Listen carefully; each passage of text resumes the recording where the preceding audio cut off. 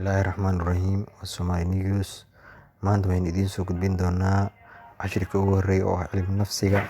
Maanta waxaynu xoogga saari doonaa qaabka qofka indhihiisa looga akhristo waxa uu qaban rabo ama waxa uu maagan yahay.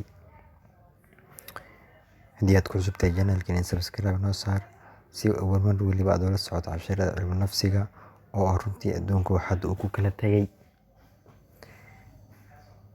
Cashirkeena koowaad wuxuu noqonayaa sida aan hore inkugu soo xusnay qaabka qofka indhaha wax looga akhristo. Marka aad doonayso inaad qof wajigiisa aad akhrisato, marka hore si haleel ah u eegin, adigoo aan istusin ayaad si dadban aad u eegaysaa. Kadibna waxaad dareemaysaa laba calaamadood mid ka mid ah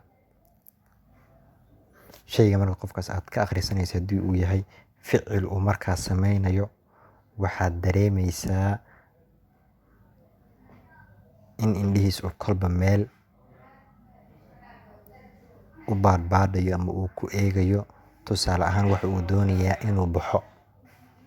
Waxaad arkaysaa asagoo wixii uu ku bixi lahaa raadsanayo, ha ahaadaano dharkii uu ku labisan lahay mise isdiyaarintii uu isdiyaarin lahay. Midda labaad oo ah qofku wax uu sameyn rabo. Haddii uu qofkaas wax uu sameyn rabo, waxaad ka dareemaysaa fikir badan. Fikirkaas waxa uu noqonayaa laba nooc.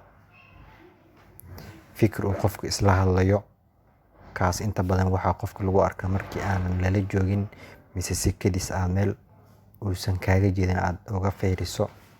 Mid kale oo ah ruuxaansi wax ay yiraahdaan cilmu nafsiga. Ruuxaansiga waxa uu yaqaanaa in qofka in la raac uu sameeyo. In la raac waxaan ula jeedaa inuu qofka fikir galo. Fikirkaas uu galay wuxuu noqon doonaa laba mid uu isla markaasba ku dhaqaaqo haddii hawsha ay tahay hawl markaas adigu uu kugu sameyn rabo. Ma ahane mid ay tahay inuu ka fikiro oo ah runtii mid uu dib u dhiganayo inuu kugu sameeyo. Marka cilmu nafsiga la eegayo, qaabka indhaha wax loogu akhriyo waa sida aynu u soo sharaxnay.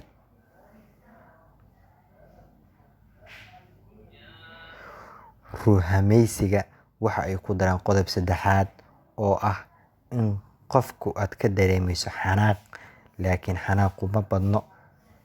Marba haddii uu qofka doonayo inuu iska kaa qariyo, wax xanaaq ah kuma u muujin doono. Subscribe noo saar channelkeena si aad ula socoto